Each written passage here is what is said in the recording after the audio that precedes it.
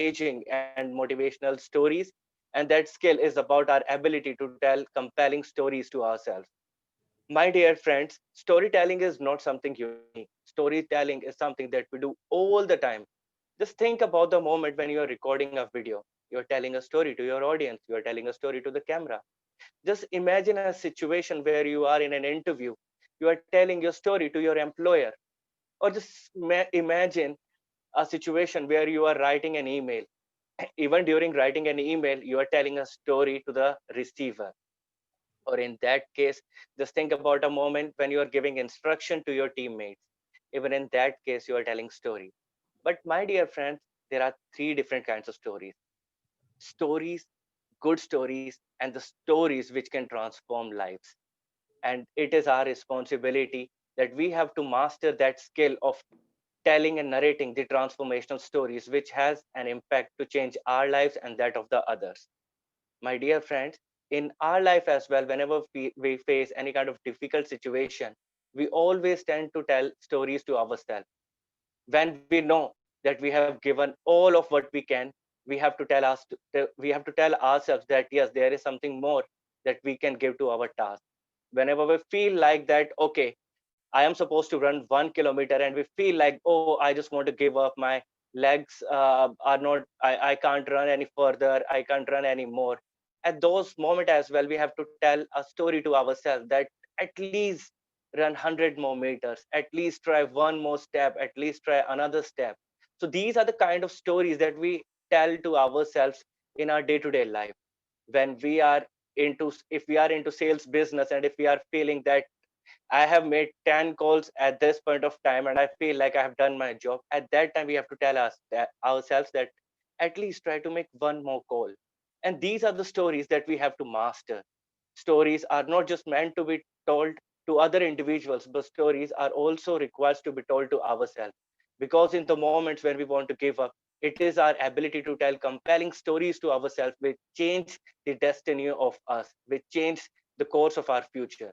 And today we are fortunate and privileged that in order to learn, in order to master that skill of storytelling, not just to others, but to ourselves as well, we have one individual who will be guiding us how to craft those stories in the moment when you will feel like, oh, I just want to give up. There is nothing which is in it me, and I just want to just give up, and I can't take any more further step. At those moments, we have to have an internal dialogue with us. We have to feed our mind with the compelling stories about how great we are, about how strong we are. And in order to write those stories, in order to craft those stories, in order to learn how to master the skill of writing those stories for ourselves, today we are privileged that we have distinguished Toastmaster Deepak Sharma with us.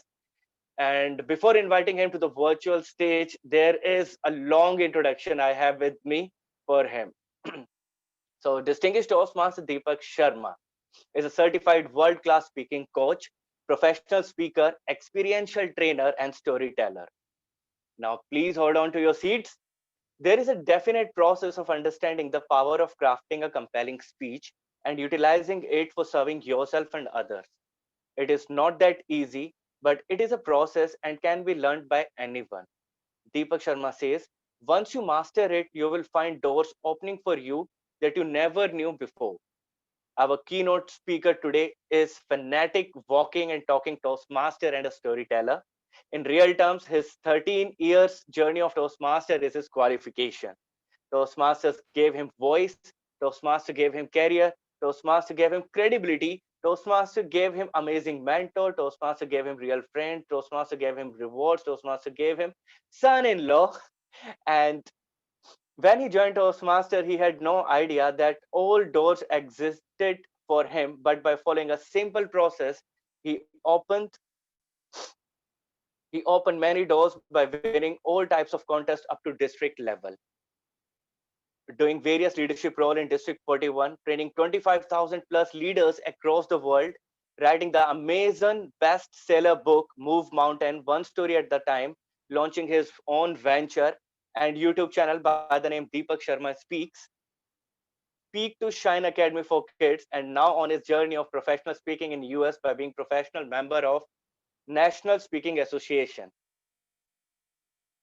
He proudly says this is all because of Toastmaster, and he is still work in progress. He firmly believes if you believe in self, listen to your mentors, and follow a simple process, you will start opening the doors that exist in world of speaking and communication, and you will simply be unstoppable in this world. With this, please give a thunderous round of applause to our beloved past club growth director and district champion, Deepak Sharma DTM. Thank you, Ankur. Thank you, and hello, everyone.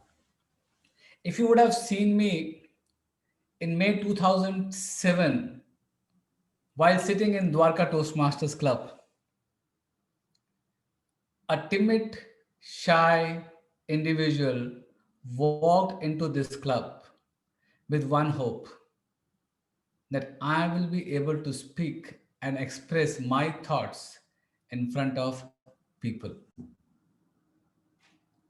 If you think something happened that day, a lot of people must be thinking that yes, I stayed back. No. I ran away from Dwarka Toastmasters Club to not to return for next 6 months. And then a magic happened. The VP membership of Dwarka Toastmasters Club called me one day and said, "We would like to invite you to one of our meetings." I said, "Sorry, I'm not interested." The fear was that if they will invite to meeting, they will call me for table topics. And they said, "No, no, no, it is not the club meeting.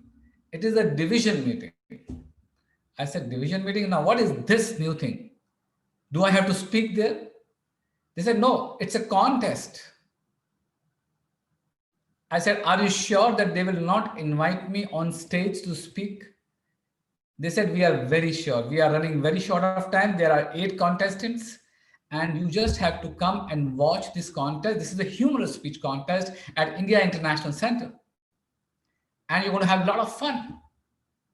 I thought, that's a great idea. Let's have some fun on Saturday. And friends, when I went there at contest and when I watched those 8 crazy speakers tickling my funny bones and making me crazy on that particular day, and during the break, when Toastmaster Narendra Bajaj, if you don't know who Narendra Bajaj is, just for your information, Narendra Bajaj is the person who got DTM Deepak Menon into Toastmaster. So Toastmaster Narendra Bajaj was giving a presentation on the stage on presentation skills. After that, I asked Mr. Bajaj, I said, "Do you think, can I ever speak like you or speak like these people?" He said, "Of course, there's only one way." I said, "What is that way?" He said, "Go and join a Toastmasters club." And that day, I immediately caught hold of this lady called Ridhima Sood, who was then VP membership of Dwarka Toastmasters Club, and joined the club in December 2007.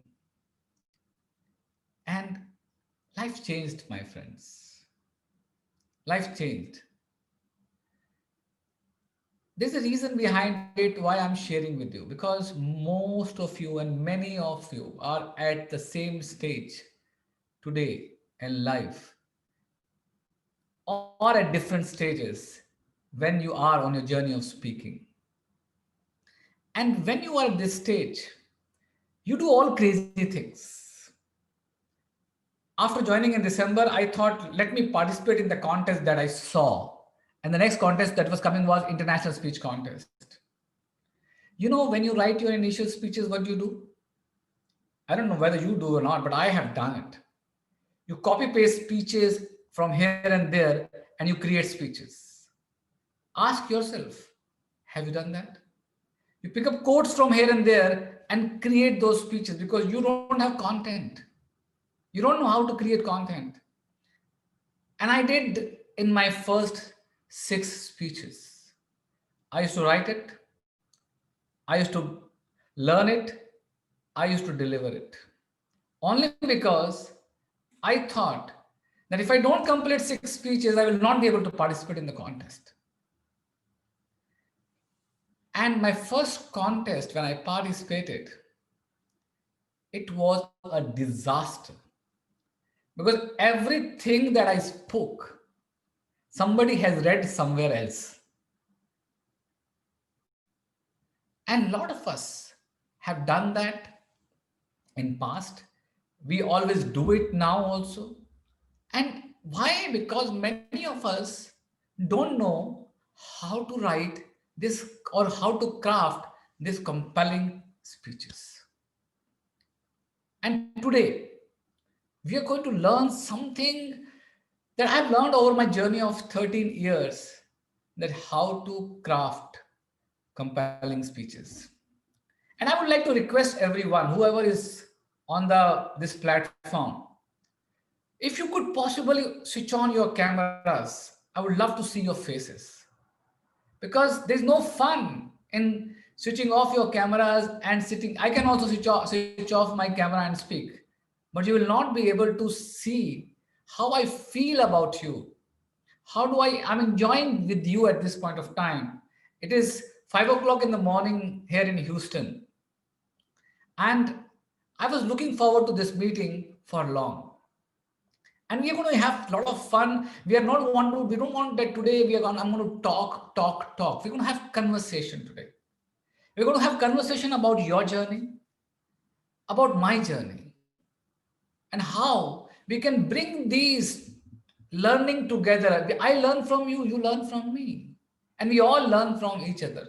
Because the Toastmasters is about learning and supporting each other, where we grow together. So let's have some fun today and learn how to craft these compelling speeches. But before that, I would like to tell you one very important thing. It's not about crafting compelling speeches. It's about taking that one step and telling your VP education that I'm going to participate in the contest.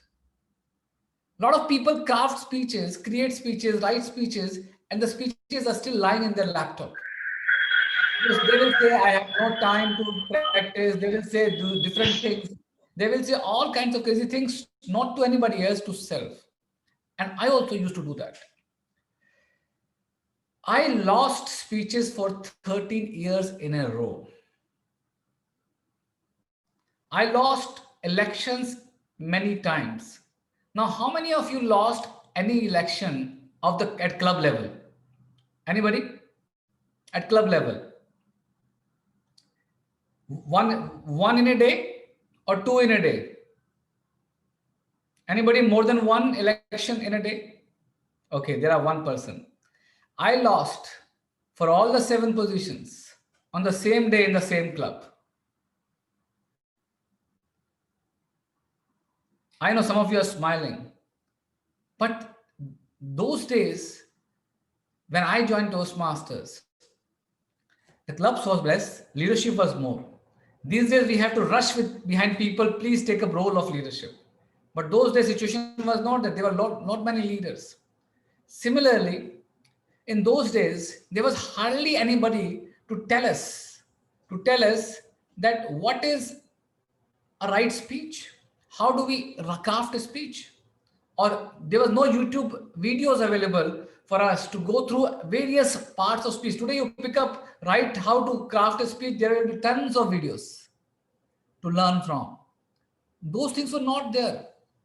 And when you learn through those kind of crazy things, I remember delivering a humorous speech in my 5th year in CTTM and totally forgotten my speech in front of all the biggies of Toastmasters, DTM Deepak Menon, DTM D. Taroda, and all those people sitting there in the room, and I got frozen.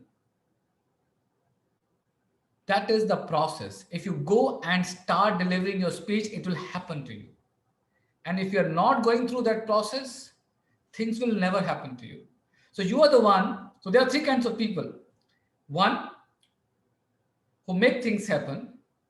Second, who watch things happen, and third, who wonders what happened. So who are you?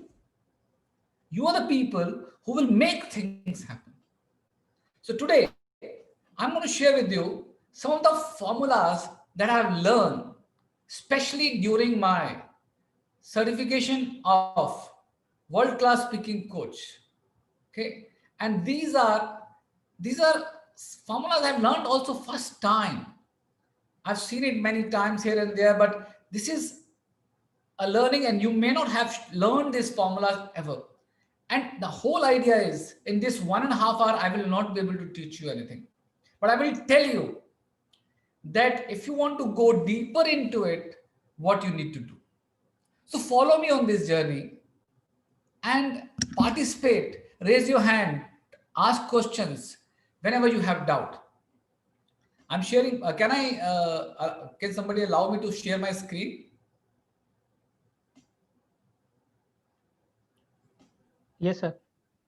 Okay. So why to participate in speech contest? Can anybody tell me why to participate in speech contest? Please unmute yourself and feel free to speak. Anybody? To express yourself. Pardon? To express yourself. To express yourself. Yes, very good. What else? Just to check where we stand as of now. Just to see where we stand as of now. Very good. To influence people in a positive way. To? Influence people in a positive way. To influence people in a positive way. Okay. What else?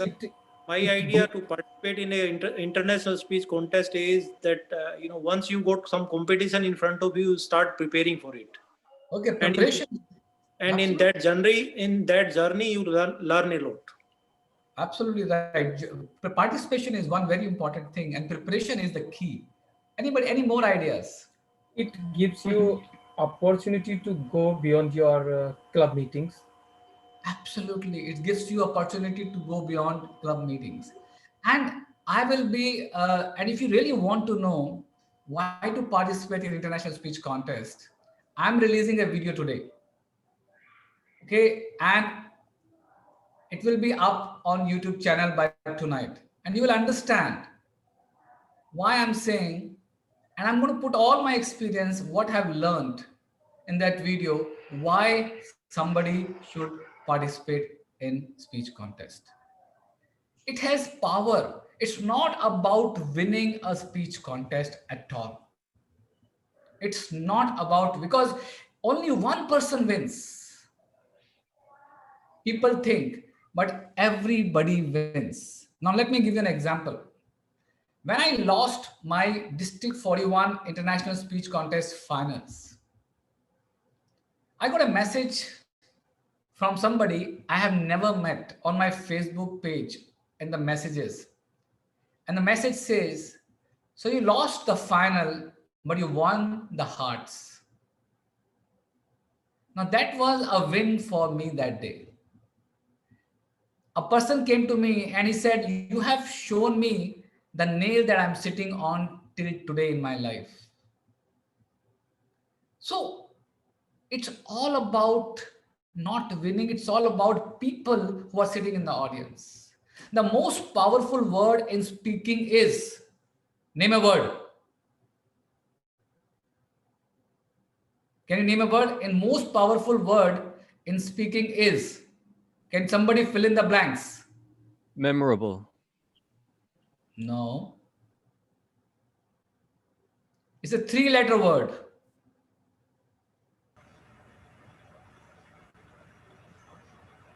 Is it try?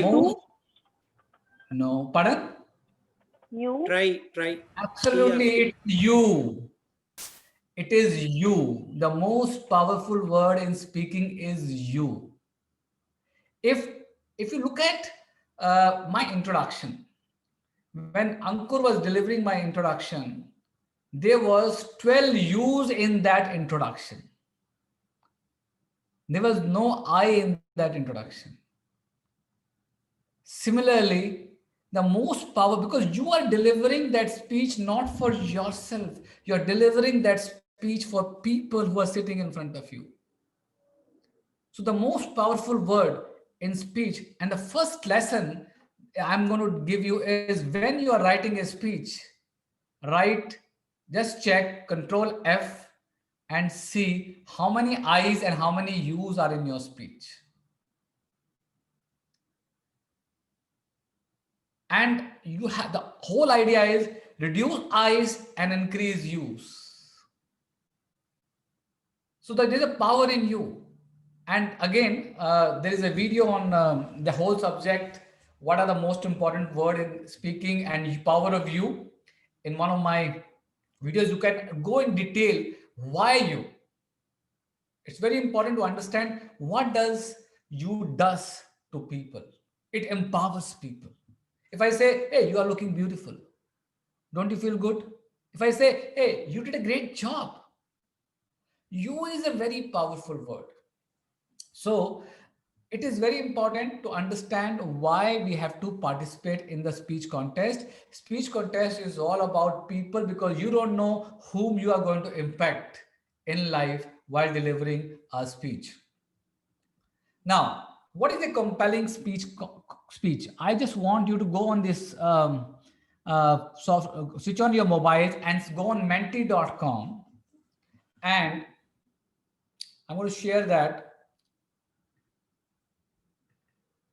and write this code called 3247862 and write your answer there. What is a compelling speech? Go on menti.com and use the code 3247862 and write down one or two answers. What is your understanding about a compelling speech?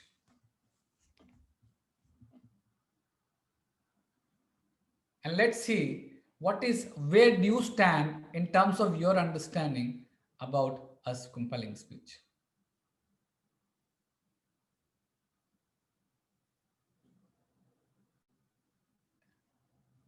Go on menti.com and use the code 3247862.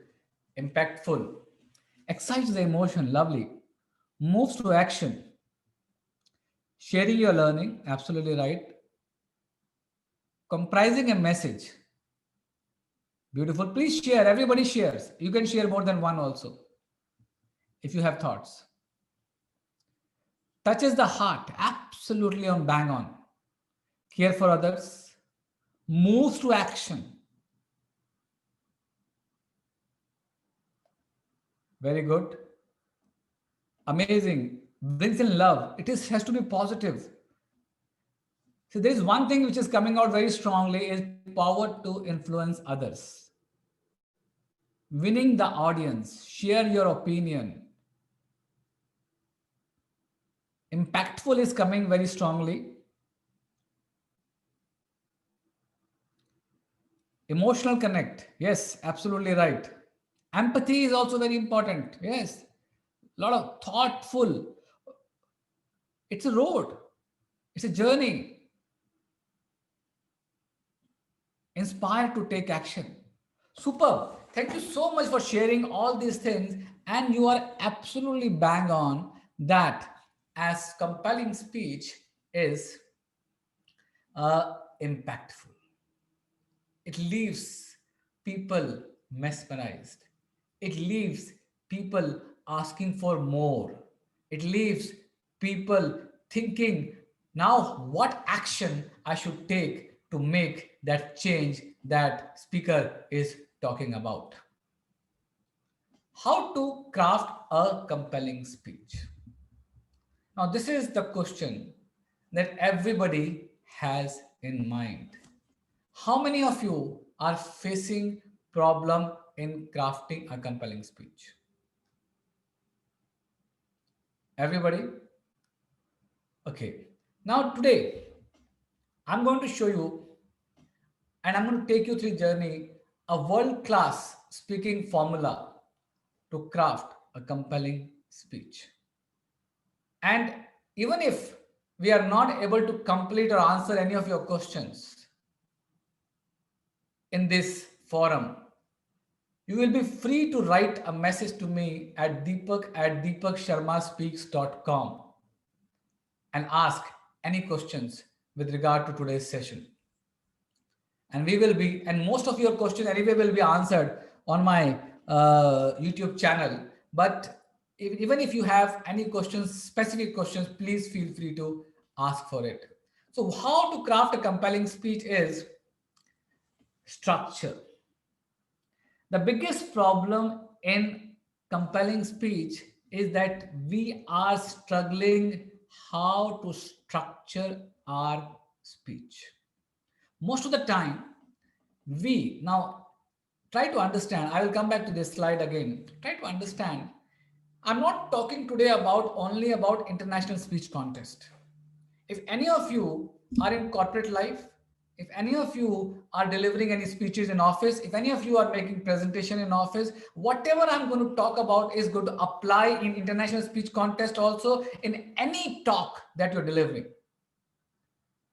So it is not about how to craft a speech for international speech contest. It is about crafting any mesmerizing speech. So this structure that I'm sharing with you is a 9-step structure.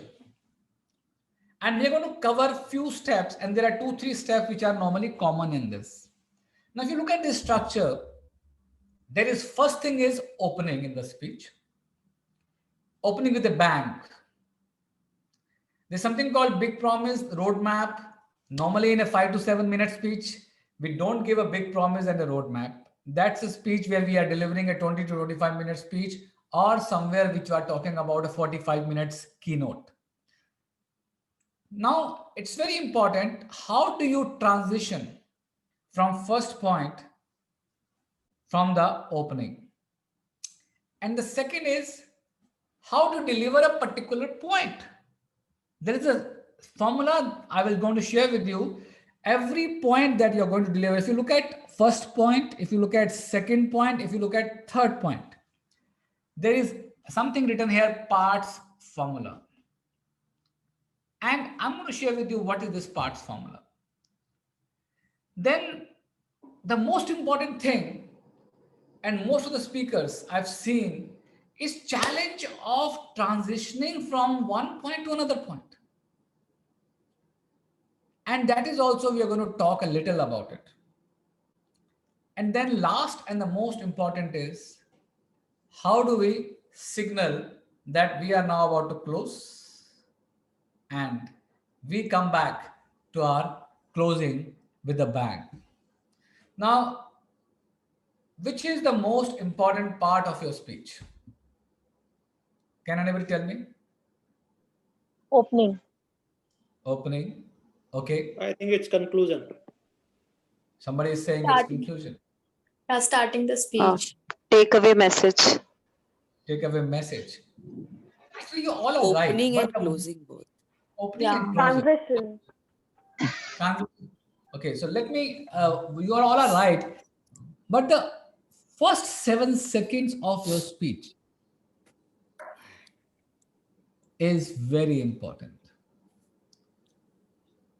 Even if you said that, thank you so much, I don't mind, and a lot of people, I argue with this sometimes. Do I have to say that, Mr. Toastmaster, in the speech?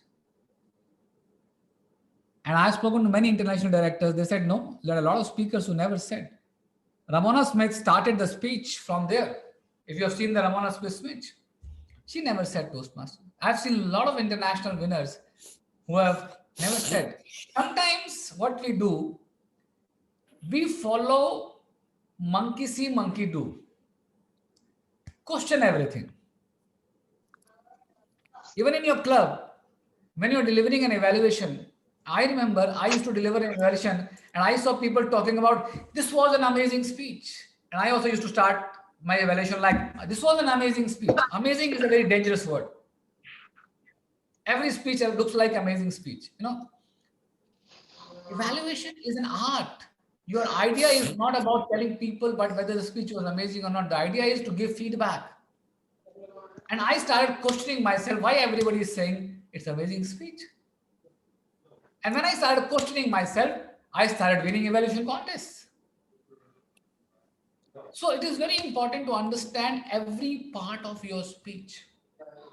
So opening, lot of people who are, so I'm not only talking about when you reach the district level or when you reach the area level or when that by that time you understand the speech. I'm talking about when you are starting your journey as Toastmasters. And when you start your journey as Toastmasters, most of the Toastmasters are very scared. What should I say in my opening of speech? And we'll talk more about it little later once I come to the opening. But before that, the most important part in this इसको structure खोलोगे is, ना है खोलो अलमारी को खोलो इसमें रखे आगे आगे देखो yeah, can you मैंने please mute your mics, please, everyone? Okay, now what is this? Now, this is the most important part of your speech. And this is called uncovering your message. Before you even start writing your speech, it is very important asking yourself some of these questions. What is the result you want your audience to feel, think, or do differently? What will happen to your audience after the speech? Are they going to jump in the swimming pool after your speech? Or are they going to go and do some crazy things after the speech? Or are they going to buy your book after the speech? Or are they going to run a marathon after the speech? What is the result or about after the speech? How do you uncover? What is your what are you going to do with the audience? What is the end result you want your audience do as a result of your speech? How should the audience should behave differently after your speech? These are some of the questions. If the audience does not receive the message, what will happen? So uncovering the overall message by asking right questions to yourself is the key. If you're not able to uncover the message, guys, you will not be able to create the content or structure. So it is very important in a simple language, or if I speak in Hindi, भाई मैं बोलना क्या चाहता हूं, मेरा purpose क्या है? What do I want to communicate to audience? What do I want they should do after my message? So this is very important, that how before you get into the main points or drafting your content. So it's very, very important, my friends, that how to uncover. This is very important. Now, I'm coming to the parts formula.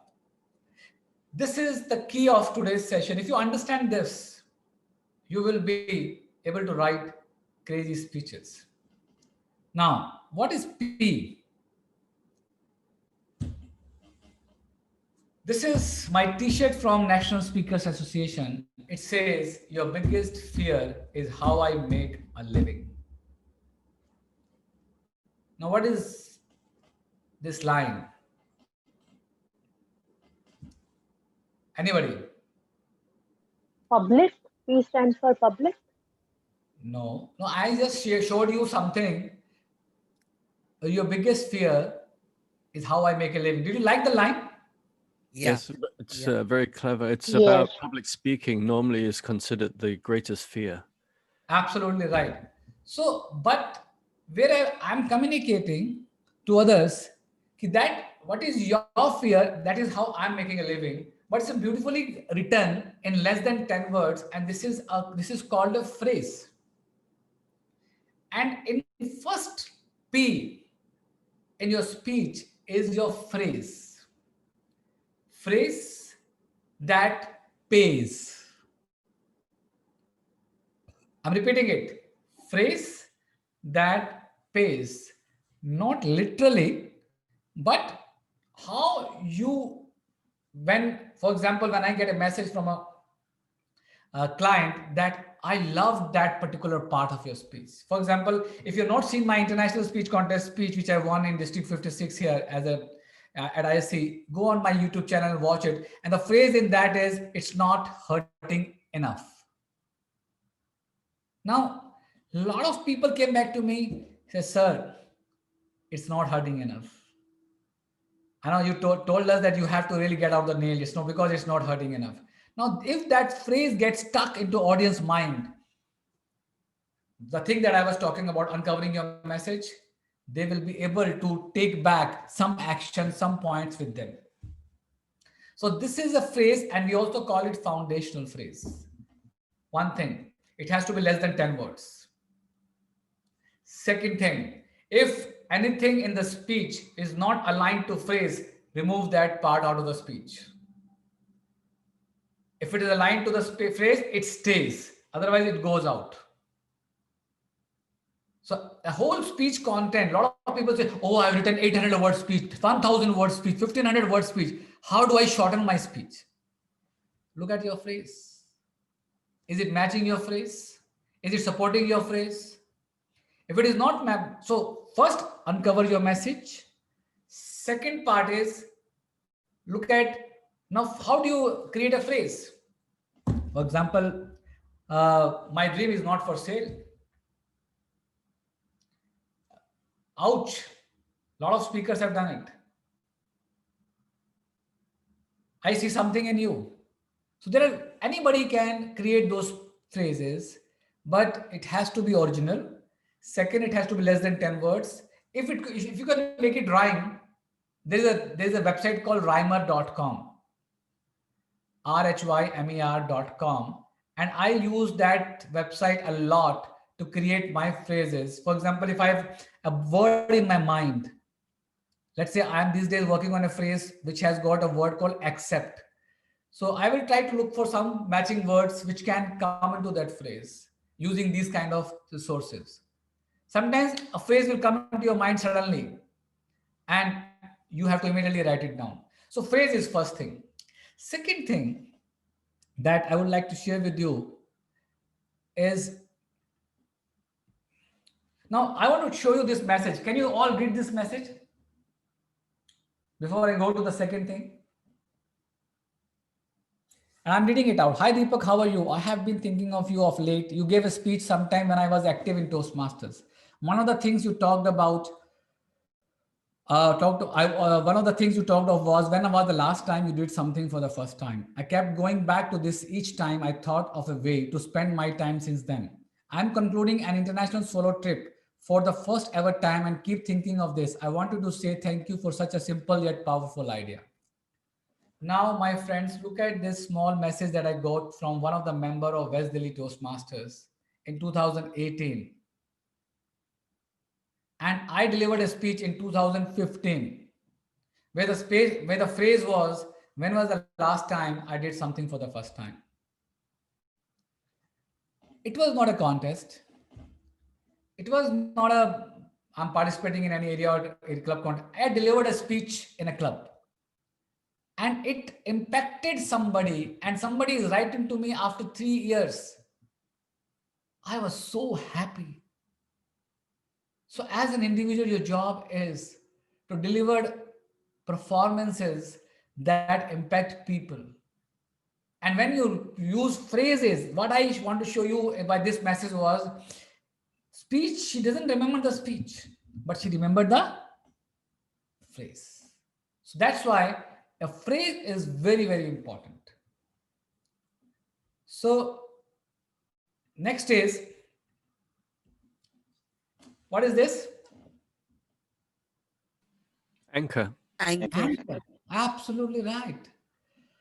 You have, when I say opening, and after opening, there's something called point. So every point you make in your speech, don't preach. Rather, put audience into the speech and take them on a journey with you. Let me give you an example of today's talk. When I started my talk, and as soon as Ankur introduced me, I said, if you would have been sitting in Dwarka Toastmasters in May 2007, I never said I entered Dwarka Toastmasters in May 2007. I said, if you would have been sitting in May 2000, so immediately I put you into Dwarka Toastmasters with me.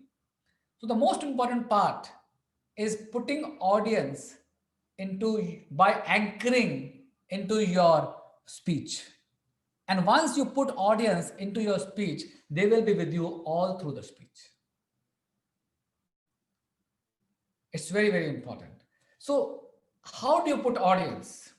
By using anchor. You use anchor to make a point. Now, what kind of anchors you can use? Anybody, any idea? A prop, Okay, prop, sticky Story. phrase, story, sticky phrase, sticky phrase, An expression. okay. So in a way, very simple idea. I just want to just quickly, because we have a lot of things to cover. There are 4 A's of anchor: anecdote, activity,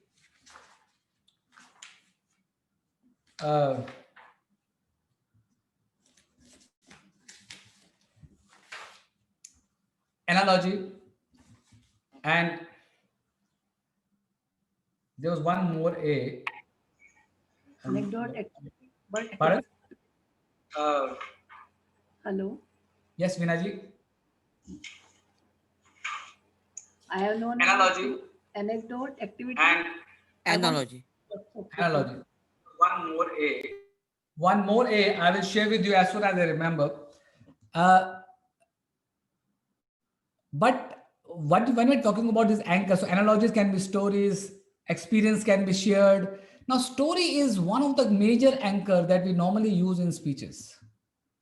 So when you make, whether it can be 3 stories in a speech, if you look at Ramona's speech, she talks 3 or 4 stories in the speech. If you look at Tate's speech, there's one story throughout the speech. There may be a strings of stories when you're making 2-3 points. There may be a short story, one story which is making one single point in the 5 to 7 minute speech. But it is a story that really anchor audience with you when you are driving that in. So anchoring is very important. Once you anchor, I'll tell you how to write stories in a while. Second is, now next part is what?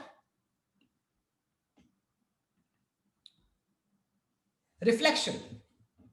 R is reflection. Now, how do you want audience to reflect on it? For example, you have made a point. Again, I'll give you my example of my speech where I said,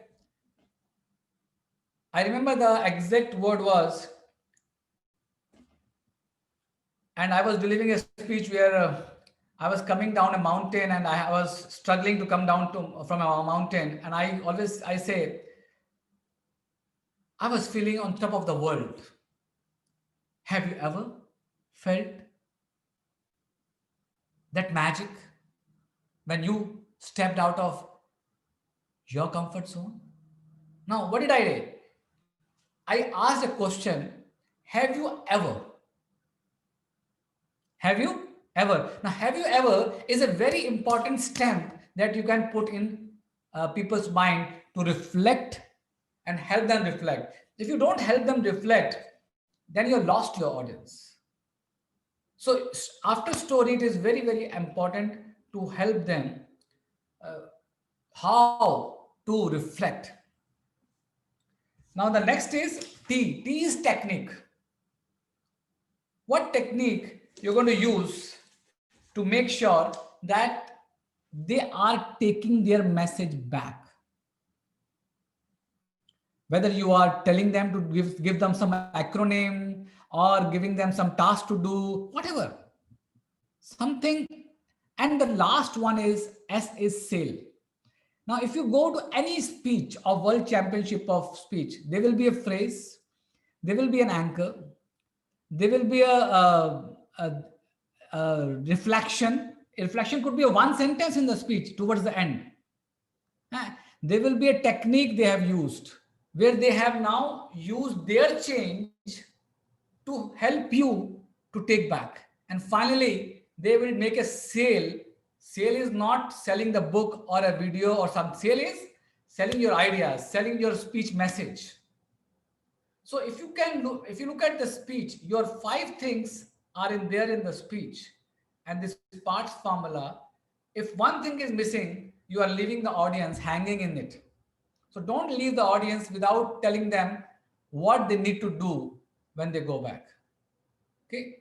So this is very, very important. And if you want to know more about it, again, there is a video coming on parts formula, a very detailed video. You can subscribe to my channel and you'll get to know more about it. This is technique, I said, and this is the sale. It's very, very important to how to sell this parts formula. Now, the most important part, Kashish, how much time we have now at this point of time? So we have 1 hour. Before the Q&A? Yes, 1 hour. Okay. Now, the most important anchor that I always say is a story, and everyone has a story. And most of the people have challenged crafting their stories. Basically, speech is what? A speech is a story. Am I right? Speech is a story. Now, a lot of people, and I also was in the same boat, always have this problem where to find their stories. How many of you have difficulty in finding your stories? Me. Okay. Anybody else? Okay. Now, how many of you have difficulty in crafting your stories? Me. Okay. Now, today we're going to talk about this important part of your speech. But before I get into stories, I want to talk about two important, first part first, closing, opening. Now, opening with a bang is the key. How do you open a speech with a bang?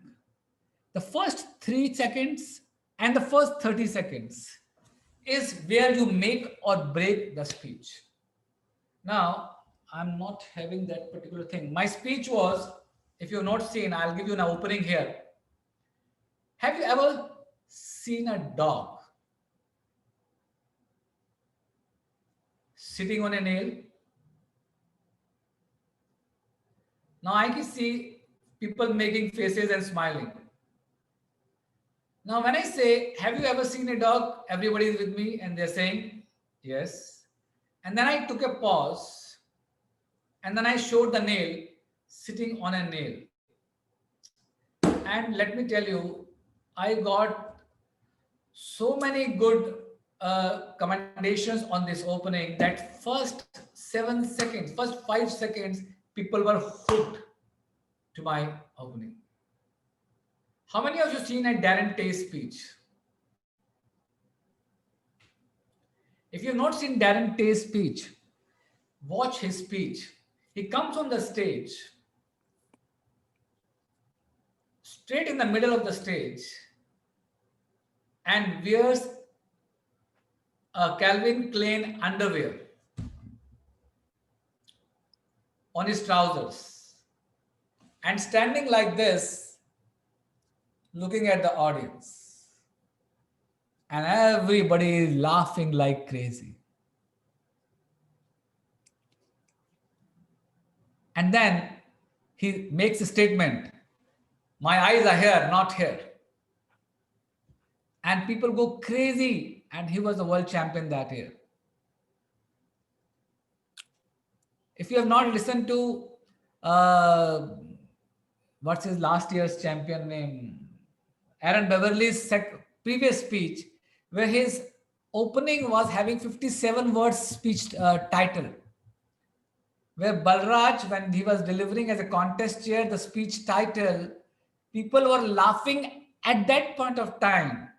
So what he did, he not only have not reached the stage, but he has grabbed the audience attention, even when he was not there on the stage.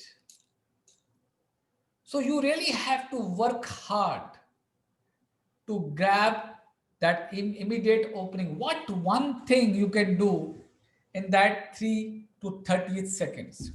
Mohammad Katani, he comes on the stage, puts a cigarette in his mouth and try to light a cigarette. So whenever you are writing, and of course it cannot be anything, it has to be linking to the speech. It has to have a message.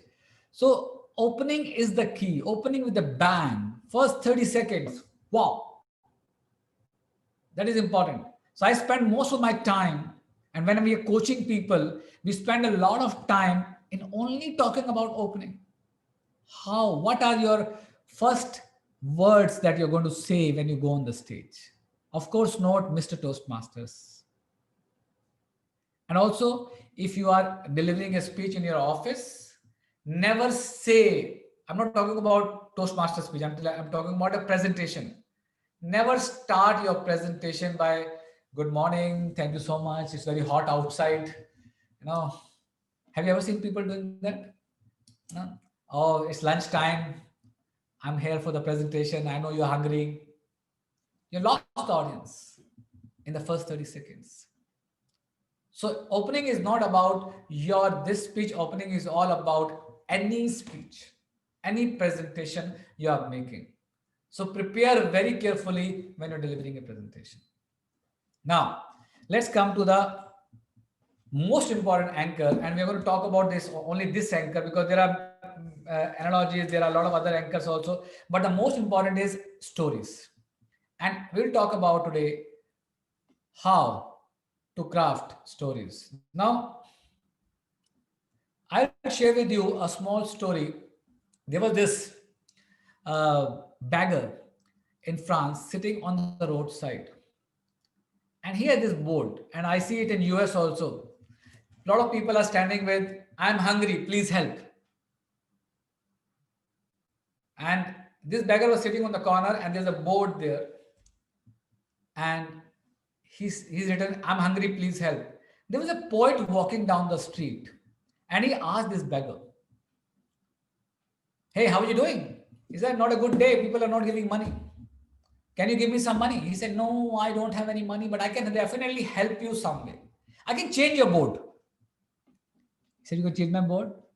Yes. And he picked up the board and he changed the board to this. Spring is coming, but I won't see it. And this beggar was blind. Spring is coming and I won't see it. And next day when he asked the beggar, hey, how are you? He said, my cap was full 3 times today. What you have done? He said, I've just changed the statement to a story. So what I'm trying to say is everything. Now, have you seen these days, how many of you have realized the advertisement that come on the television is getting converted into stories?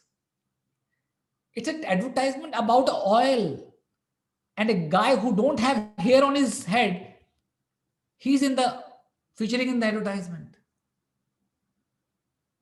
through a story.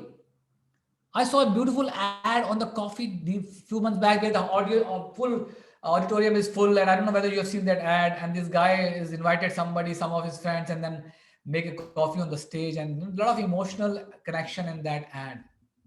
So stories are very powerful.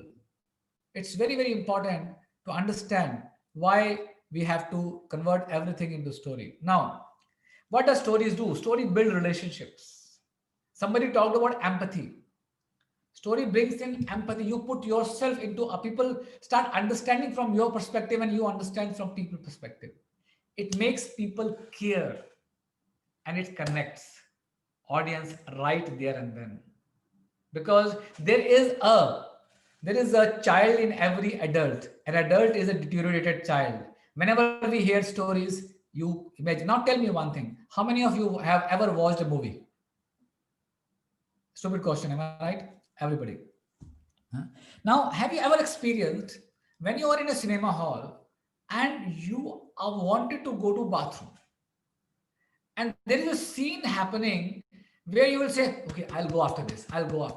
And then you're holding yourself for another half an hour because you're stuck there. And I was talking to Michael Haig. Michael Haig is an amazing storyteller in Bollywood. And I asked him, what is this called? He said, we call it bathroom blockers. He said, more bathroom blockers in a movie, more interesting a movie. So it's very important to understand that how do you create bathroom blockers in your speech. So the whole thing about your story, I'm going to talk about how do you create bathroom blockers in your story, is this, that your story has to be connecting, it has to have empathy, it has to have all these things that we talked about. Now, other thing is story elicits emotions. It really, have you ever seen people sitting in the movie hall and suddenly the tears are rolling down their cheeks? Have you experienced yourself also? You have immersed into that story, and director has been able to do that. That's the success of the director. That he has been able to make you cry, make you laugh, make you happy, make you emotional, make you sad. You go through different emotions in that 1 or 3 hours. That's the power of stories. And you have power to do that in your 5 to 7 minute speech. Now, what you do? What is a good story? We will leave this slide because you have all talked about what is a compelling speech, and the most of the answer is a good story has to be impactful. A good story has to be emotional. A good story has to be where people can go with you on that journey. Now, where will you find your stories? That is the biggest challenge I used to face. How many of you face this challenge to find your stories? Me. How many of you? Okay, so today we'll solve that problem. Where to find these stories is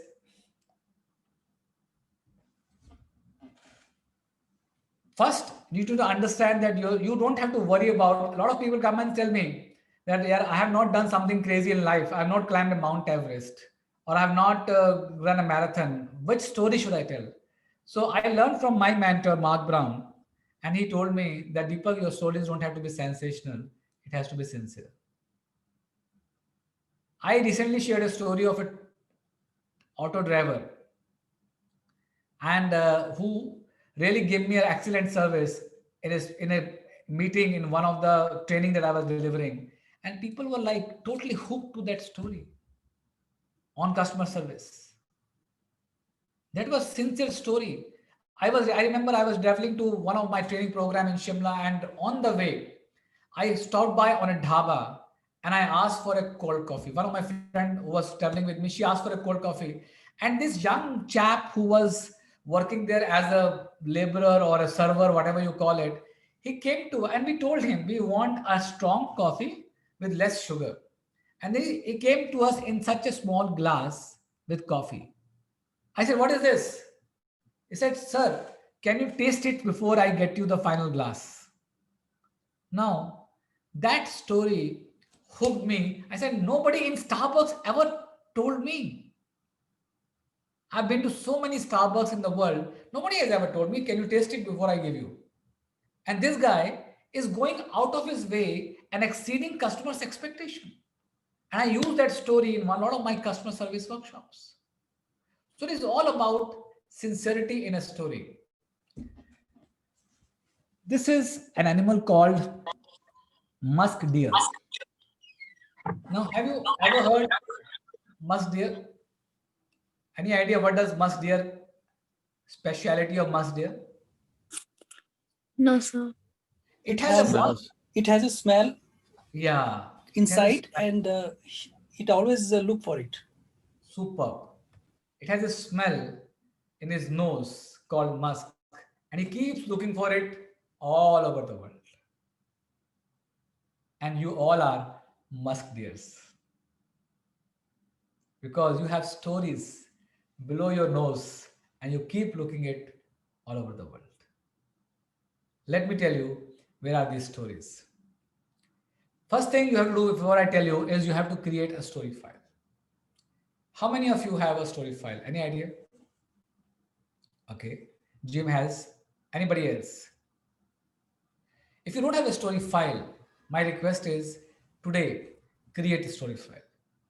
Because without that, you will cannot think about writing a speech. Because, for example, you must have experienced so many stories during this COVID-19. Every story makes a speech. You must have got rejected many times by boyfriend or girlfriend. Every story makes a point. When that happened, when that incident happened, when a girl rejected you or you have had a breakup, you were in tears. You were saying, life has finished, man. I'm going to die. But when we today look back and say, hey, what I used to think about it. And today you can create a humorous speech out of it. Because humor stems from tragedies. More tragedies in your life, more humor in your life. So your humor will come from where? Humor will come from all the tragedies you had in life. Humor will not come from the jokes putting together. So it's very important to understand that where these stories are coming from. So what you need to do is you need to unlock your memorabilia. Now, when I say unlock your memorabilia, means unlock your memories. Oldies are goldies. Your old things are gold things. Stages of life. This is one example. You were a young child, then you've grown, started teenager, then you become, you're in current stage, then you become get married. You have different stages of life, and every stage will have a story. I would request everyone today or tomorrow, whenever you have time, go through your stages of life and write down all the stories that happen at various stages of your life. You will see, you will have tons of stories that has come into your picture. Your best and worst and last and first. What was your best story, best teacher, your worst teacher, your best friend, your worst friend, your best girlfriend, your worst girlfriend? Your last love, your first love, your last education, your first education, your last holiday, your first holiday. You have stories, just you have to add a noun to it. Where is your musk? Your musk is here.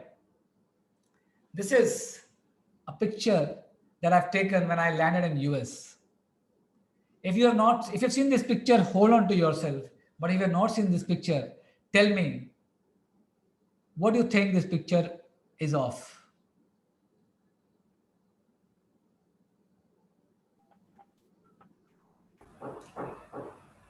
Aisha, any idea? So I think this picture is of library. Okay. Anybody else?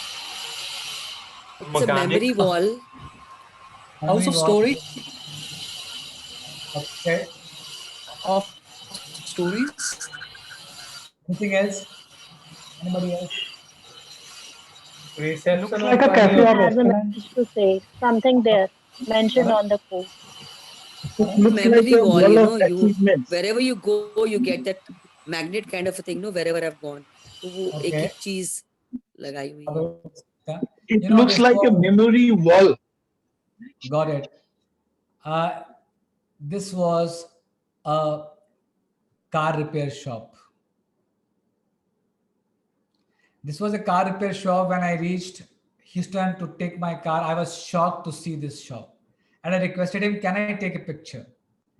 And when I took that picture, I took 3-4 pictures, and I used this story when I talk about creativity in your work. How you can make a simple thing like car repair shop so exciting. And how did I do that? I used my mobile.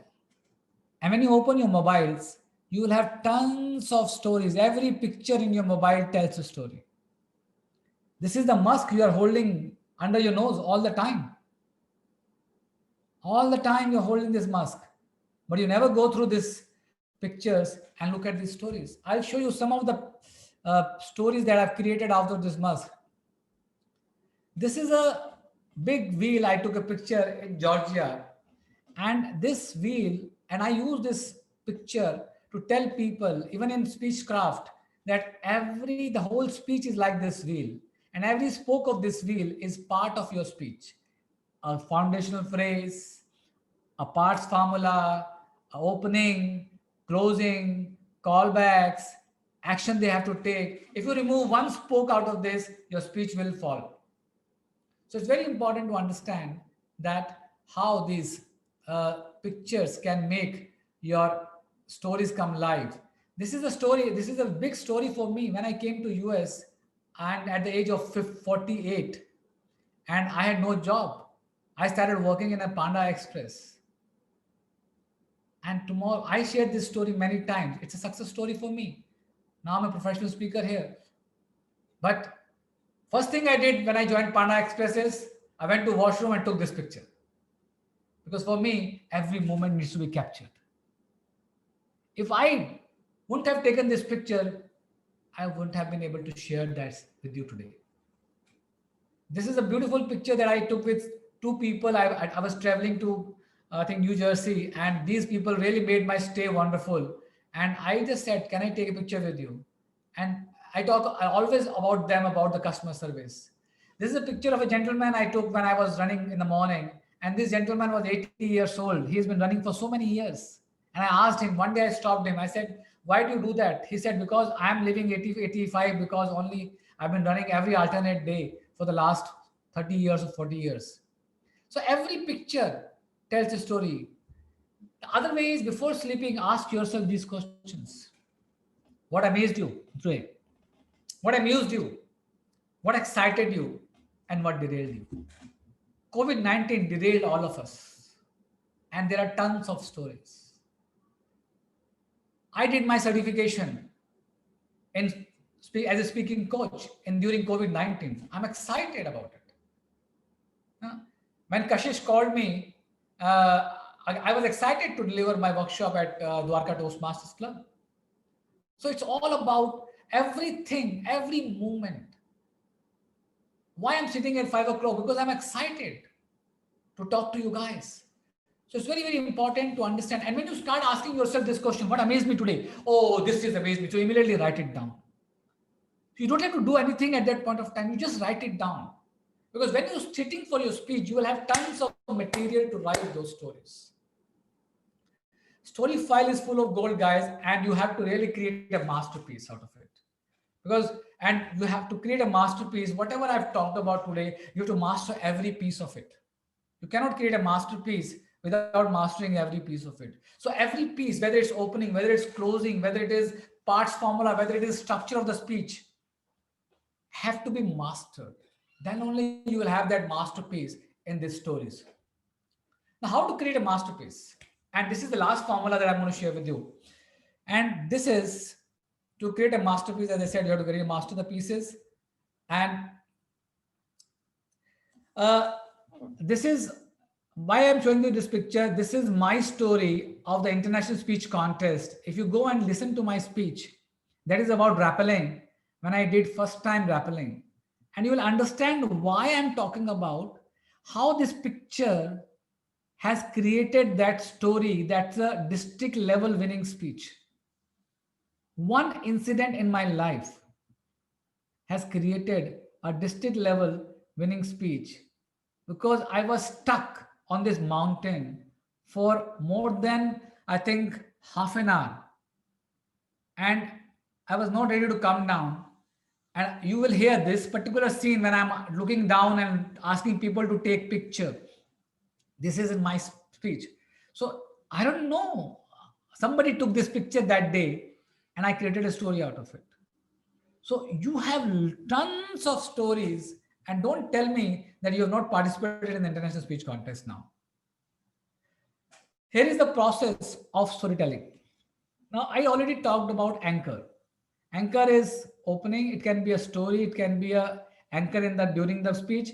Anchor opening is very, very important. Now, how do you set your story? Settings.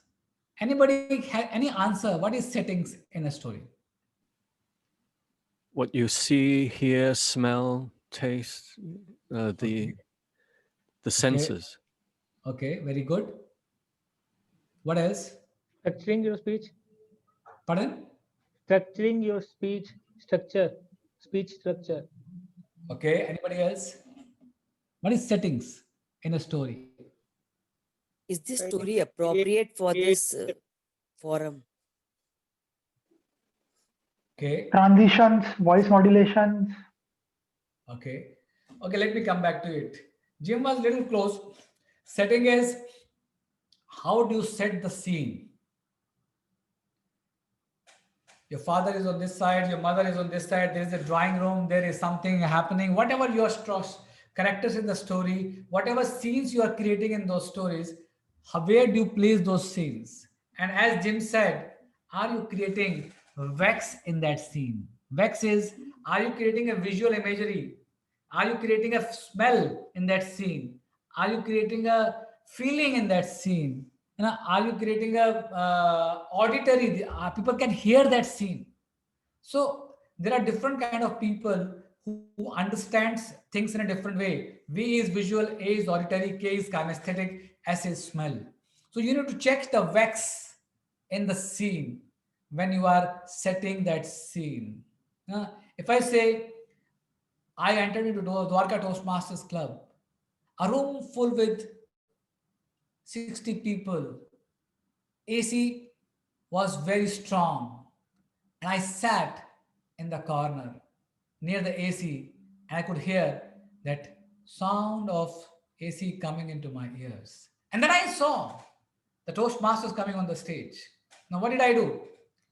I created a scene where I brought in AC. I heard the sound of the AC. I saw the number of people out there, So I created a scene and I went and sat in the corner.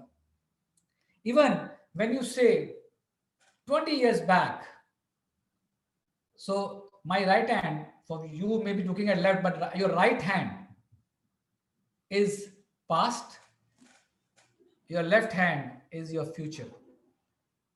So when you say, you cannot say 20 years back. No. You always say 20 years back. So that is also means you are going back into your past. And this is your future. So these are also, you need to understand this part of your story. How do you put your future and past in the stories? Even if you're talking about last Monday, means tomorrow I'm going to see you. So small things, because you are mastering every piece. Setting is that. And next is characters. Now, what do you do when the settings happen? You put characters in those settings. Now, a lot of people narrate speeches. No, never narrate a speech. Speech is not a monologue, it's a dialogue. Never narrate a speech. Always create characters. And then the next is dialogue. Put dialogues during those characters. Because as I said, you and me are having a conversation. I'm not... when a speaker stands and narrate a speech, it is not a conversation. A speech is a conversation. There's something called conversational approach. You should look as if you're talking to me on the dining table. That should be the speech. People should connect with you. If I say, guys, you have to mount the mountains, guys, you can do this, people will say, if that is not my natural self, be natural, be gentle. I was listening to this, learning this one thing. People say that this speaker is dynamic. What do you mean by dynamic? Dynamic does not mean that he's excited all over. Dynamic means you are not suffering from sameness. Listen to this one line, suffering from sameness. Have you ever seen speakers who come on the stage and start very loudly and they continue loud and finish loud? And then there are speakers who start very slow, they continue slow and finish every slow. Your speech is like a ECG machine. It goes up, it goes down, it goes up, it goes down, it goes up, it goes down. At right moment, it goes up, at right moment, that is dynamism. So it is very, very important to, when you put characters in the speech, dialogues has to be not monologue, it has to be conversation. And it can go up, it can go down. It's very important. Next is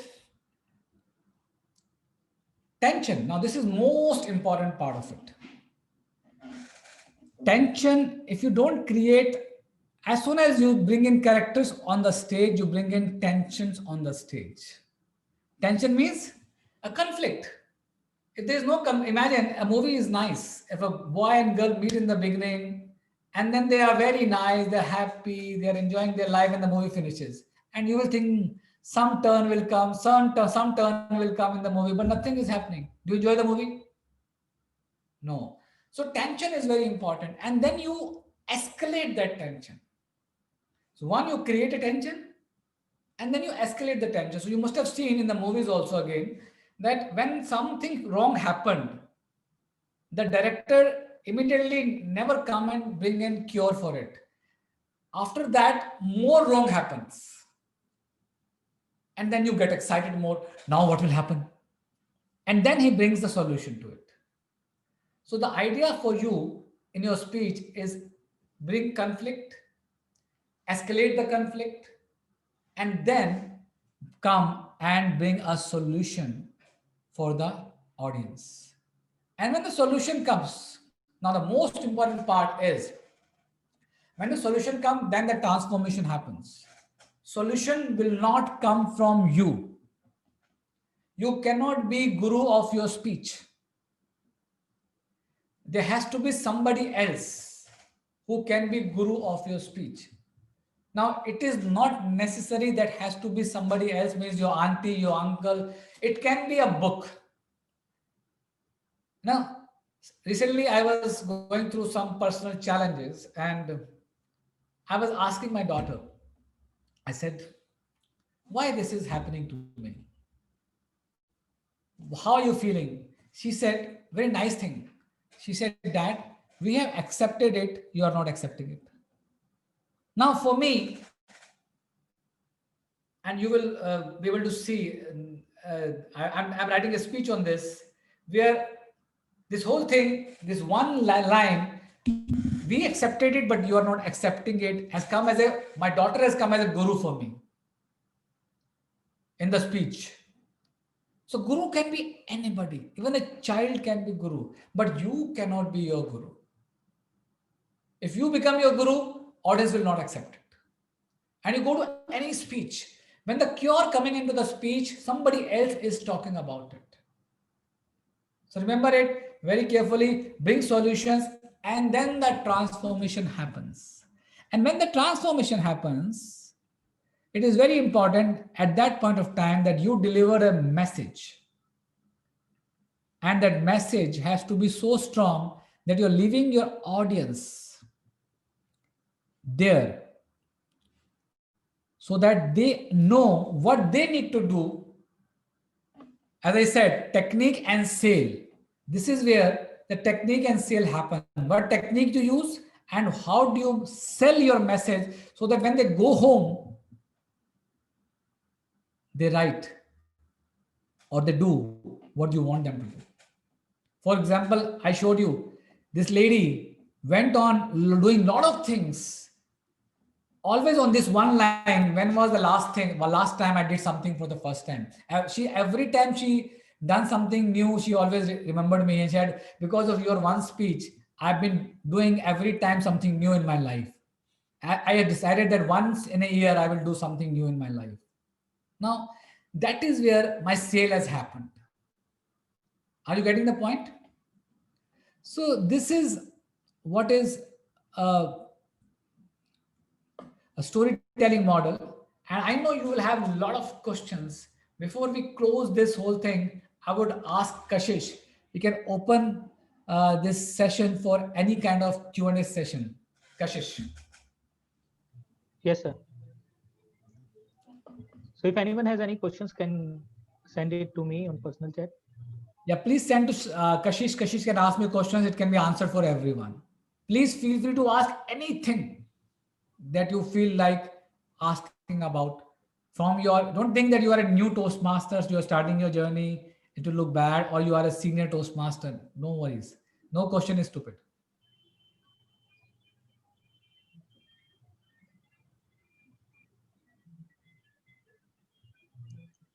So someone is asking about the fourth A. Yeah, I'll answer that. Just a minute. They write. Yeah. What they do. what you want them to hear. For example, So we have received a question, sir. yeah. Always on this one line, when was the last time I did something for the first time? So the question is, how can we create short stories which we can use in interviews? Oh, great. Okay, so before that, let me answer the first question. The 4 A's are anecdote, activity, analogy, and acronym. We talked about it. So anecdotes are basically your stories. Okay. Activities is you can do any activity in a program and anchor your audience. They can get engaged. Analogies is you can give analogies and compare things and bring connection into the stories. And last is acronym. You can use small acronym. For example, I use parts formula. Now parts formula will go into your mind forever. Okay, so similarly, you can use any of these to create anchors in your speeches. But in 5 to 7 minute speech, I always recommend it is stories. Anecdotes is the major anchor. Yeah, what was the question? Kashish, can you repeat again? Yes, sir. The question is, how can we create short stories which we can use in interviews? Yeah, so you have to you don't have to get into the conflict and everything. Okay, when you're sharing your interviews, you write down those things. It's important to write down those stories of your success stories or your failure stories. For example, when I have been talking to people, I have been teaching a lot of MBAs, and when I openly share my stories that I'm not an MBA, I'm a 3 times dropout MBA, but I teach MBAs. Even sharing this one thing, one line, this is my story. So I always look at F word, F word not in a negative sense. Your failures, your frustrations, your flaws always helps to create stories. So look at your failures, your flaws, your frustrations, and you will realize that how these stories can change your life. So you will see a lot of, and feel free to be vulnerable at some point of time, because stories is when you become vulnerable. If you cannot share stories, you cannot, if you're not ready to become vulnerable. There's one more thing I would like to say. When we say vulnerable, and there are a lot of dark places in our life where we don't want to go. There are a lot of bad incidences in life which we want to share, but we don't want to go. But I have started doing that because those are the incidences that really leaves a lot of impactful messages with the audience. Be careful that you should be able to go to that dark place and also be able to come back. I was last year I was delivering a speech on my father's death. Initially, when I was practicing that speech, and there was this whole scene where my father collapsed in front of me in Janakpuri, and I was struggling to take him to the hospital. And every time I go to that scene, I started crying in the practice. So then my mentor told me, if you are able to practice and go to that dark place and come back, it's okay. Otherwise, you can leave it for now. So it is a very important thing. Be careful. Yes. So the next question is, what is the difference between sticky message or phrase and the actual message? For example, I see something in you is not the message. The message was people around you can help and support you. So people around you can help and support you because when they see something, they always, so the I see something in you was a message, was a phrase. And the message was absolutely right, that the message was that there is everybody can see something in you. That's why they will come and support you. So nobody is a failure. Nobody is basically, we cannot say that you cannot become a speaker. If a person, like, for example, if somebody would have told me when I came to Dwarka Toastmasters Club, I see something in you, I wouldn't have believed it. Okay. But today I stand and deliver so many presentations, so many trainings, only because I went into that club. So similarly, when I say I see something in you, I'm supporting you, I'm helping you, even by saying that one word. So the message is yes, but how this whole phrase is what do you call it, emphasizing the message again and again. I don't remember the whole speech. I only remember that phrase. So the idea is people always remember that phrase. Nobody remembers the whole speech, but they remember the message from the phrase. So the next question is twister important in a speech? And if yes, how to make a good twisters? So it is, twister means you're talking about tension. Am I right? The conflict. The Who asked question this? was put by Joyce Chen. Joy, can you clarify this? Twister means a joke. You lead them down one path and suddenly it's twisted to something else. So no. So basically, it is so twister is, there are two ways of twister. What you call it? So one is you are taking them on a journey. It's called derailment. Okay, and then you take, for example, as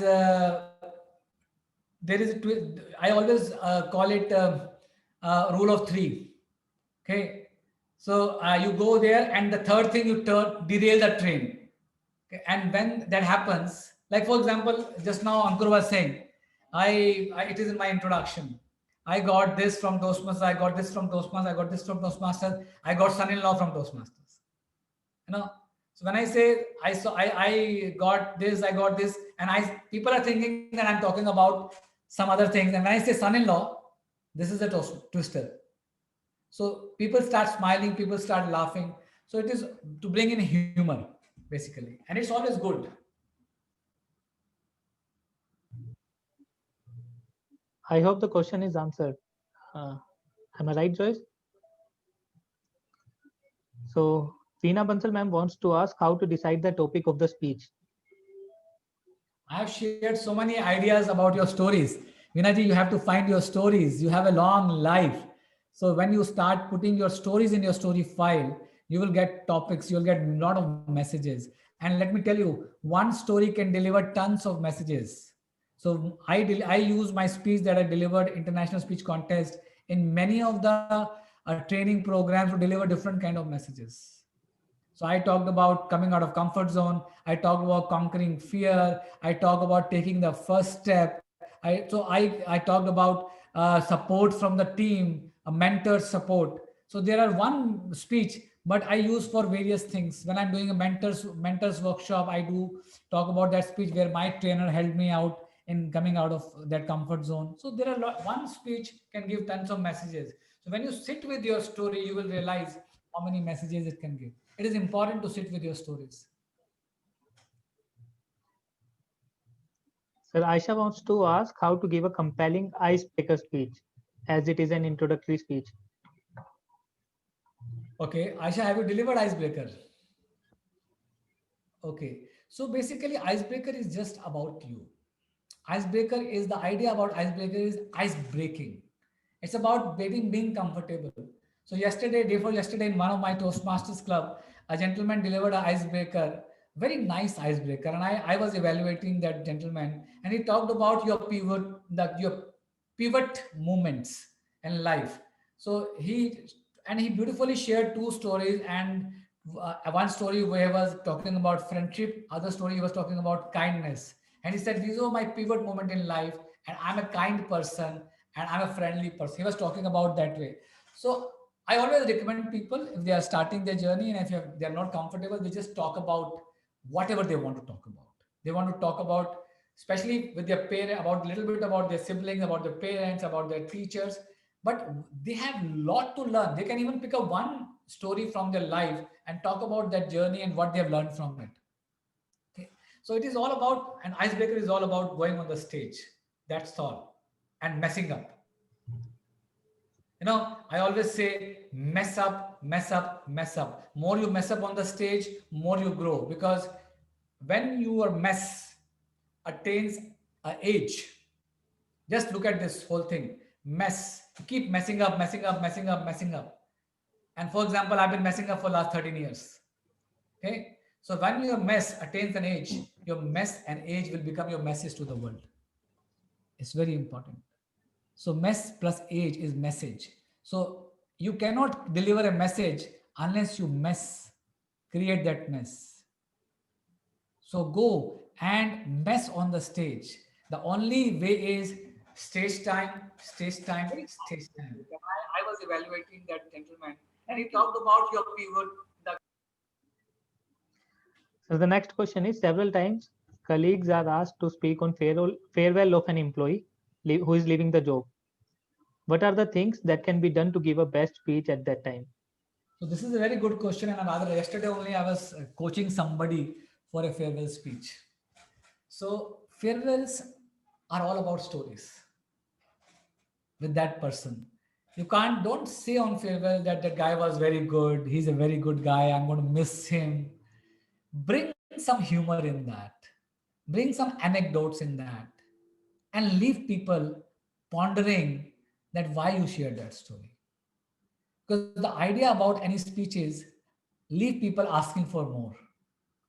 And it's important to let people ponder why that story was shared. And let people don't tell directly. Even if you're talking to your daughter, if you're talking to your family, explain them things through stories. I always do that. And they understand very well. Instead of telling them, don't do this, tell them through stories, they will understand the point very well. Similarly, farewell. If you don't have any more questions, Kashish? Okay. So the most important So part. sorry, sir. I just want to intervene here. Am I audible to you? Yeah. Yes, Seema from this side. Yes. Sir, I have a question. Like, what happens at times? Initially, we are very good at speaking. Then you start falling. So, how to stay positive? How to keep oneself motivated? Even if you are not able to raise your bar, of course, our goal is to raise our bar.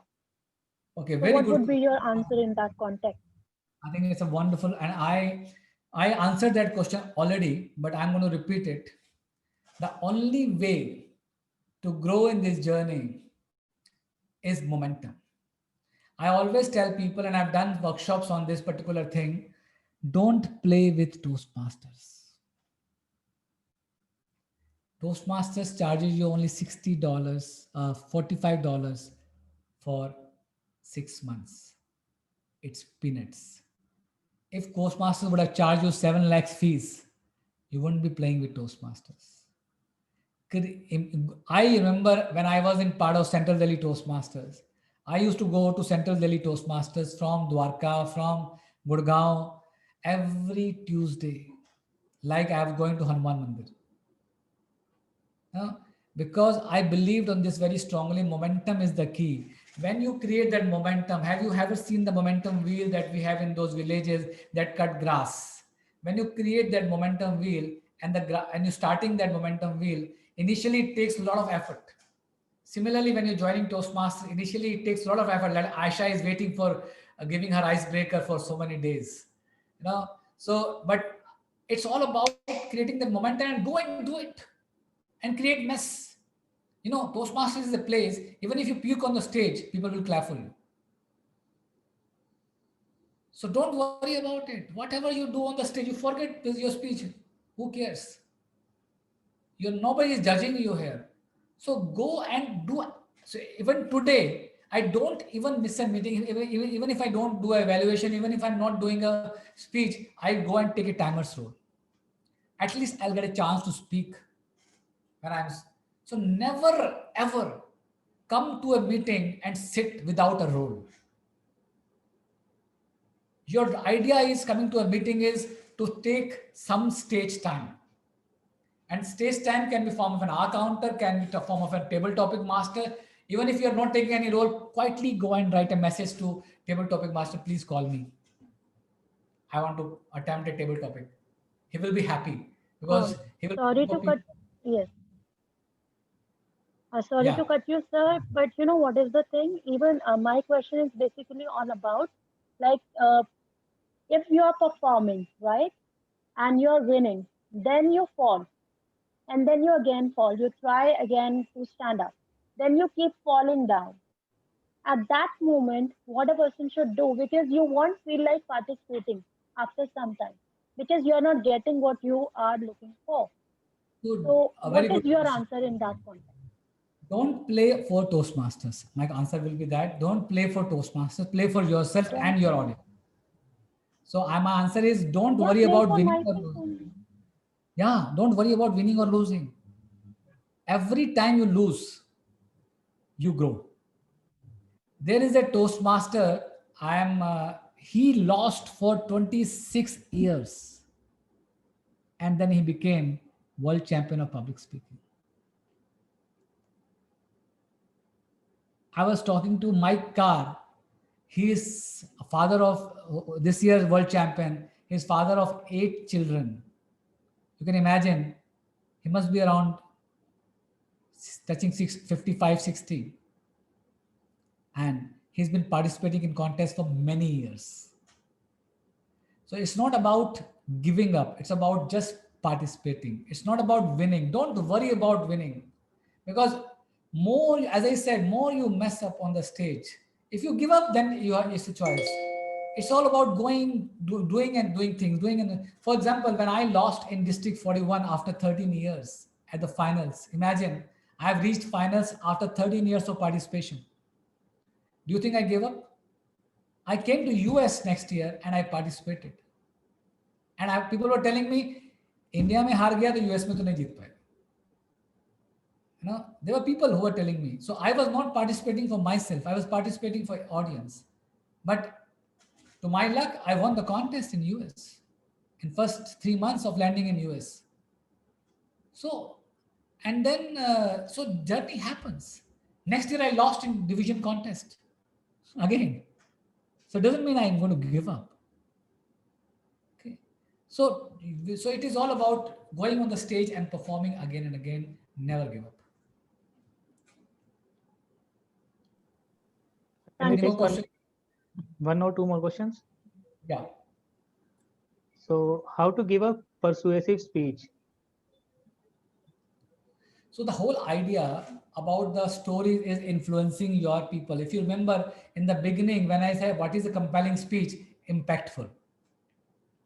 When you impact people, you persuade people to do something. Even in the stories, when you living the technique and sale is about persuasion to do something. So I have given you a formula today. If you are writing a persuasive speech, if you don't have sale in that, if you are not asking people to do something once they go home, you will actually not persuading us. If you just leave the speech after your story, never do that. Whatever you're doing, even you're delivering a speech on environment, even you're delivering a speech on climate change, even you're delivering a speech on a technical subject in your office, leave people something to do so that they are doing after the speech. So the last part of the parts formula, which is technique and sale, is all about persuasion. So the next question is how to be a professional speaker. Good question, and I would like to answer this question. One is luckily we have now PSAI in India, Professional Speakers Association of India, which is member of Global Speaker Federation. I am part of National Speakers Association. We have PSAI in India, and PSAI is holding its national summit in January, which is on Zoom. Very reasonable cost. I am helping PSAI to getting many more speakers from US. I'm also one of the keynote speaker on that summit. And go and attend one of their meetings and you will understand how to start your journey as a professional speaker. Because Toastmasters is all about learning and professionals, PSAI is all about monetizing. Thank you, sir. Next question is I have on my YouTube channel, it is Deepak Sharma Speaks. Go and subscribe to that channel. There are a lot of great speakers I have interviewed recently. Dan Thurman is one of them. Kelly Swenson is one of them who is a storytelling master recently, and both of them are going to be on PSAI. So go and listen to them. They are amazing people for 30 years in professional speaking. So you will learn a lot from them. The next question is, sir, what works better, humor or something sad?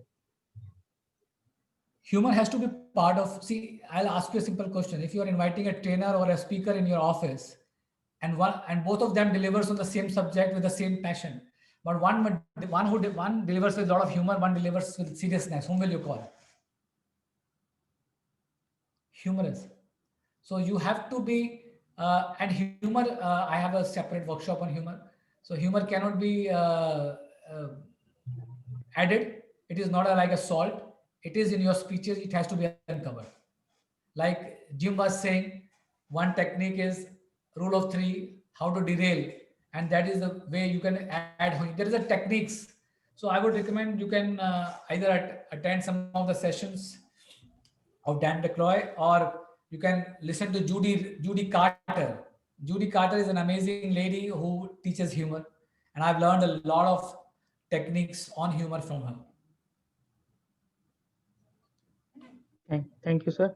So all the questions have been answered. Now I have one question. You said you don't start your evaluation by saying you are an amazing speaker. So how to start an evaluation? Should we start it with a quote or? Evaluation is like a mini speech. It is a mini speech. So the tricks that I've told you for speeches, you can also have to have an opening in your evaluation. You can either use a small quote, you can pick up a sentence from, so there is always a referral. So sometimes you can pick up a sentence from other speakers' speech, something happened in that environment, you can pick up something during the current environment, what is happening. So it should never start with, wow, what an amazing speech. Everybody knows it's an amazing speech. Your idea is to motivate that speaker, to give feedback to that speaker, and you have to deliver a 2 to 3 minute speech in form of an evaluation. And your understanding about everything that we talked about will really help anybody doing a great evaluation. Thank you, sir. So before we close, my friends, I would like to tell you that when I entered Dwarka Toastmasters Club that day, I failed again and again. And for 13 years, my only way of moving forward was my mentors. You know, people who have held my hand and said, we will help you to take you on this journey. Yesterday, 2 days back, when I put a post on my Facebook of my accomplishing certification in world-class speaking coach by Craig Valentine, my first mentor from Dwarka Toastmasters Club, Tara Pillai, she wrote a message. And I would recommend, she is not a Toastmaster, but I would recommend you guys to invite her one day to your club. She's an amazing speaker. She has impacted Toastmasters in a big way. And I know from that day onwards, whether it's DTM Deepak Menon or DTM Reet Arora or many other Toastmasters, Hani Khanduja or Surendra Bhaumik, many Toastmasters have helped me on my journey. And then later on, Mark Brown, Darren LaCroix, Craig Valentine now. Without mentor, imagine you don't have a coach and you want to learn football. You don't have a coach. Sachin Tendulkar cannot play what he has played. Or any big player wouldn't have been able to reach that level because without a coach. I remember every part of my speech when I delivered in US was curated by my mentor, Mark Brown. Okay. It is important to catch somebody in your life who can help you, who can guide you, who can give you critical feedback so that you grow, you understand, and you should be ready to learn to take feedback. If you are learnable, if you are ready to learn, people should be able to come and help you out. I have put in a lot of videos on my channel on everything that we are talking about. And I will be keeping and interviewing a lot of amazing speakers to share learning. So you can go and check on video on how to write a phrase. There is a video on storytelling. There's a full 2-hour workshop on storytelling. There's a 1.5-hour module on table topic mastery. So you can go and look at those videos and learn from them because I want to give back to this world who has given me so much. So I started my journey like many of you, and this is how everybody starts their journey. So go and keep on going to the stage, keep on messing up, and keep on delivering that message to people, because people are waiting for you. You don't know whose life you're going to change. So go back to the stage and change lives, because you have a stage to do that. Thank you, Kashish.